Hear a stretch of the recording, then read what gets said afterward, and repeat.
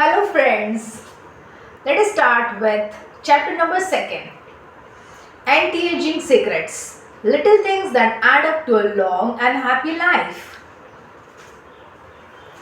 Aging's escape velocity. For more than a century, we have managed to add an average of zero point 0.3 years to our life expectancy every year. But what would happen if we had the technology to add a year of life expectancy every year? In theory, we would achieve biological immortality, having reached aging's escape velocity. There is a nice example of a rabbit and a signboard that goes every day ahead and ahead. So finally, that rabbit is never to catch the board, so it's like being immortal. Researchers with an eye to the future, such as Ray Kurzweil and Aubrey de Grey, claim that we will reach this escape velocity in a matter of decades. Other scientists are less optimistic, predicting that we will reach a maximum age we won't be able to surpass, no matter how much technology we have. For example, some biologists assert that our cells stop regenerating after about 120 years. Active mind, youthful body. There is much wisdom in the classic saying, mens sana in corpore sano. That means a sound mind in a sound body. It reminds us that both mind and body are important and that the health of one is connected to that of the other. It has been shown that maintaining an active, adaptable mind is one of the key factors in staying young.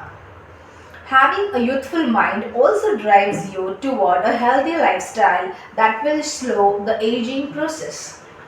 Just as a lack of physical exercise has negative effects on our bodies and mood, a lack of mental exercise is bad for us because it causes our neurons and neural connections to deteriorate and as a result reduces our ability to react to our surroundings. This is why it's so important to give your brain a workout. One pioneer in advocating for mental exercise is the Israel neuroscientist Shlomo Brenzins, who argues that the brain needs a lot of stimulation in order to stay in shape. As he stated in an interview with Eduard Panset for the Spanish television program Reads, there is a tension between what is good for someone and what they want to do. This is because people, especially older people, like to do things as they have always done them. The problem is that when the brain develops ingrained habits, it doesn't need to think anymore. Things get done quickly and efficiently on automatic pilot, often in a very advantageous way. This creates a tendency to stick to routines, and the only way of breaking this is to confront the brain with new information. Presented with the new information, the brain creates new connections and it revitalized. This is why it is so important to expose yourself to change, even if stepping outside your comfort zone means feeling a bit of anxiety. The effects of mental training have been scientifically demonstrated. According to Collins, Hemingway, and Shlomo Brenzin in their book Maximum Brain Power, Challenging the Brain for Health and Wisdom, mental training is beneficial on many levels. You begin exercising your brain by doing a certain task for the first time, he writes. And at first it seems very difficult, but as you learn how to do it, the training is already working. The second time you realize that it's easier, not harder to do because you're getting better at it. This has a fantastic effect on a person's mood in and of itself. It is a transformation that affects not only the results obtained but also his or her self-image. This description of a mental workout might sound a bit formal, but simply interacting with others, playing a game, for example, offers new stimuli and helps prevent the depression that can come with solitude. Our neurons start to age while we are still in our 20s.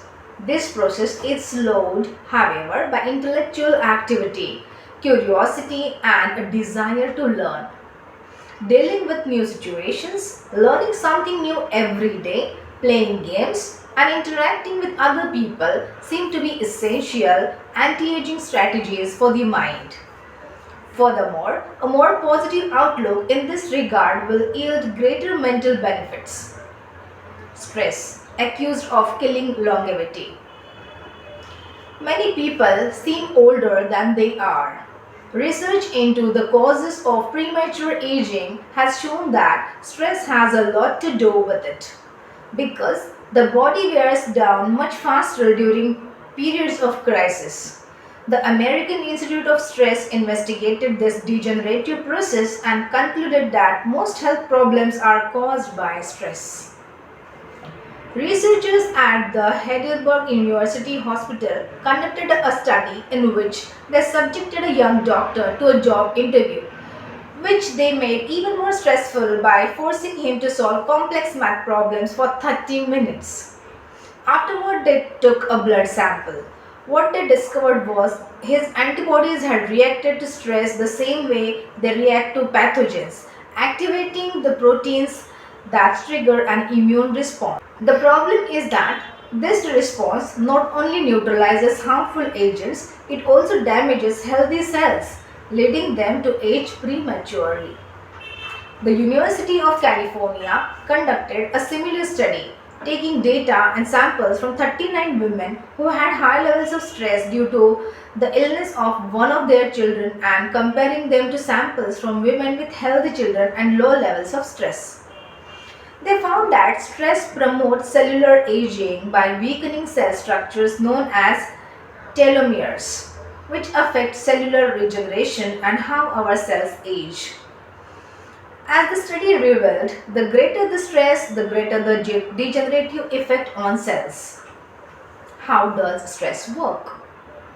These days, people live at a frantic pace and in a nearly constant state of competition. At this fever pitch, stress is a natural response to the information being received by the body as potentially dangerous or problematic. Theoretically, this is a useful reaction as it helps us survive in hostile surroundings. Over the course of our evolution, we have used this response to deal with difficult situations and to flee from predators. The alarm that goes off in our head makes our neurons activate the pituitary gland, which produces hormones that release corticotropin, which in turn circulates through the body via this sympathetic nervous system. The adrenal gland is then triggered to release adrenaline and cortisol. Adrenaline raises our respiratory rate and pulse and prepares our muscle for action, getting the body ready to react to perceived danger, while cortisol increases the release of dopamine and blood glucose, which is what gets us charged up and allows us to face challenges. These processes are in moderation beneficial. They help us overcome challenges in our daily lives. Nonetheless, the stress to which human beings are subjected today is clearly harmful. Stress has a degenerative effect over time. A sustained state of emergency affects the neurons associated with memory as well as inhibiting the release of certain hormones, the absence of which can cause depression. Its secondary effects include irritability, insomnia, anxiety, and high blood pressure. As such, though challenges are good for keeping mind and body active, we should adjust our high stress lifestyles in order to avoid the premature aging of our bodies. Be mindful about reducing stress. Whether or not the threats we perceive are real, stress is an easily identifiable condition that not only causes anxiety but is also highly psychosomatic, affecting everything from our digestive system to our skin. This is why prevention is so important in avoiding the toll that stress takes on us. and why many experts recommend practicing mindfulness. The central premise of this stress reduction method is focusing on the self, noticing our responses, even if they are conditioned by habit, in order to be fully conscious of them. In this way, we connect with the here and now and limit thoughts that tend to spiral out of control. We have to learn to turn off the autopilot that's steering us in an endless loop. We all know people who snack while talking on the phone or watching the news. You ask them if the omelette they just ate had onion in it and they can't tell you, says Robert Alcibar, who abandoned his fast-paced life to become a certified instructor of mindfulness after an illness threw him into a period of acute stress. One way to reach a state of mindfulness is through meditation, which helps filter the information that reaches us from the outside world. It can also be achieved through breathing exercises, yoga, and body scans. Achieving mindfulness involves a gradual process of training, but with a bit of practice, we can learn to focus our mind completely, which reduces stress and helps us live longer. A little stress is good for you. While sustained, intense stress is a known enemy of longevity and both mental and physical health, low levels of stress have been shown to be beneficial. After observing a group of test subjects for more than 20 years, Dr. Howard S. Friedman, a psychology professor at the University of California, Riverside, discovered that people who maintain a low level of stress, who face challenges and put their heart and soul into their work in order to succeed, lived longer than those who chose a more relaxed lifestyle and retired earlier. From this, he concluded that a small dose of stress is a positive thing, as those who live with low levels of stress tend to develop healthier habits, smoke less, and drink less alcohol. Given this, it is not surprising that many of the super centenarians, people who live to be 110 or more, whom we will meet in this book, talk about having lived intense lives and working well into old age. A lot of sitting will age you. In the Western world in particular, the rise in sedentary behavior has led to numerous diseases such as hypertension and obesity, which in turn affect longevity. Spending too much time seated at work or at home not only reduces muscular and respiratory fitness but also increases appetite and curbs the desire to participate in activities. Being sedentary can lead to hypertension, imbalanced eating, cardiovascular disease, osteoporosis, and even certain kinds of cancer. Recent studies have shown a connection between a lack of physical activity and the progressive distortion of telomeres in the immune system, which ages those cells and in turn the organism as a whole. This is a problem at all life stages, not only among adults. Sedentary children suffer from high rates of obesity and all its associated health issues and risks, which is why it's so important to develop a healthy and active lifestyle at an early age. It's easy to be less sedentary, it just takes a bit of effort and a few changes to your routine. We can access a more active lifestyle that makes us feel better inside and out. We must have to add a few ingredients to our everyday habits. For example, walk to work or just go on a walk for at least 20 minutes each day. Use your feet instead of an elevator or escalator. This is good for your posture, your muscles and your respiratory system among other things. Participate in social or leisure activities so that you don't spend too much time in front of the television. Replace your junk food with fruit and you will have less of an urge to snack and more nutrients in your system. Get the right amount of sleep. 7 to 9 hours is good. but any more than that makes us lethargic. Play with children or pets, or join a sports team. This not only strengthens the body but also stimulates the mind and boosts self esteem. Be conscious of your daily routine in order to detect harmful habits and replace them with more positive ones. By making these small changes, we can begin to renew our bodies and minds and increase our life expectancy. A model's best kept secret. Though we age both externally and internally, both physically and mentally, one of the things that tell us the most about people's age is their skin, which takes on different textures and colors according to processes going on beneath the surface. Most of those who make their living as models claim to sleep between 9 and 10 hours the night before a fashion show. This gives their skin a taut, wrinkle-free appearance and a healthy, radiant glow. Science has shown that sleep is a key anti-aging tool because when we sleep, we generate melatonin, a hormone that occurs naturally in our bodies. The pineal gland produces it from the neurotransmitter serotonin according to our diurnal and nocturnal rhythms, and it plays a role in our sleep and waking cycles. A powerful antioxidant, melatonin helps us live longer and also offers the following benefits. What are they? Let us see. It strengthens the immune system.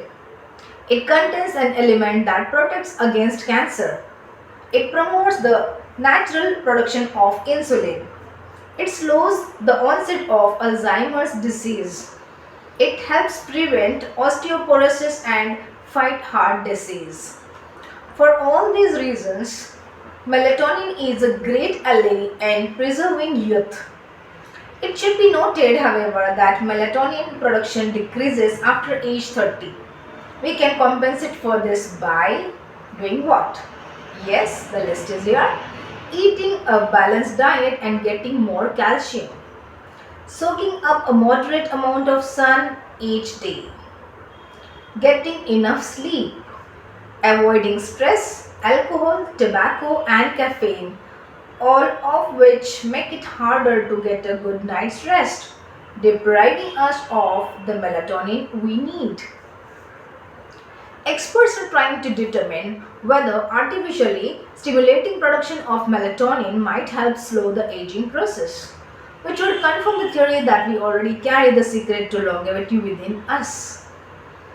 Anti-aging attitudes. The mind has tremendous power over the body and how quickly it ages.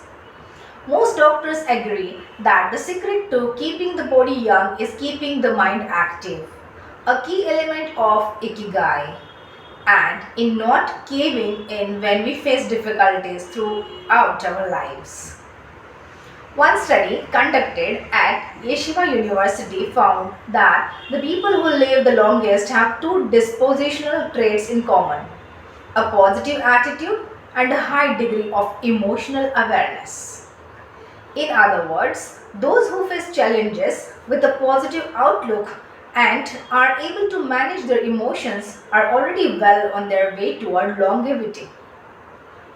A stoic attitude, serenity in the face of a setback, can also help keep you young as it lowers anxiety and stress levels and stabilizes behavior. This can be seen in the greater life expectancies of certain cultures with unhurried, deliberate lifestyles. Many centenarians and supercentenarians have similar profiles. They have had full lives that were difficult at times, but they knew how to approach these challenges with a positive attitude and not to be overwhelmed by the obstacles they faced. Alexander Imich, who in 2014 became the world's oldest living man at age 111, knew he had good genes but understood that other factors contributed to the life you live is equally or more important for longevity. He said in an interview with Reuters after being added to Guinness World Records in 2014. An ode to longevity. This is the last part. During our stay in Ogimi, the village that holds the Guinness record for longevity, a woman who was about to turn 100 years old sang the following song for us in a mixture of Japanese and the local dialect. To keep healthy and have a long life, eat just a little of everything with relish. Go to bed early, get up early, and then go out for a walk. We live each day with serenity and we enjoy the journey. To keep healthy and have a long life, we get on well with all of our friends. Spring, summer, fall, winter. We happily enjoy all the seasons. The secret is to not get distracted by how old the fingers are, from the fingers to the head and back once again. If you keep moving with your fingers working, 100 years will come to you. We can now use our fingers to turn the page to the next chapter where we will look at the close relationship between longevity and discovering our life's mission. So, of course, the next chapter number 3 is waiting for the next time. Till then, take care and bye-bye.